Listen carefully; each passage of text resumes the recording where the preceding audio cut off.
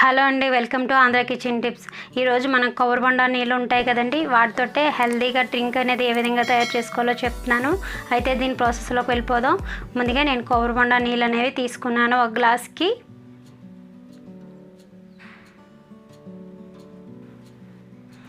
ఇప్పుడు దీనిలో పంచదార ఒక స్పూన్ తీసుకున్నాను. స్వీట్ ఎక్కువ ఇష్టపడితే కొంచెం ఎక్కువ యాడ్ చేసుకోవచ్చు. సాల్ట్ పావు స్పూన్.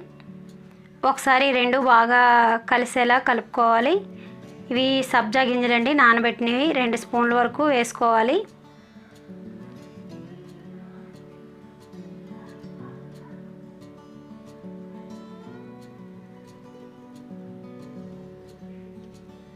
ఇలా వేసిన తర్వాత బాగా కలిసేలా కలుపుకోవాలి.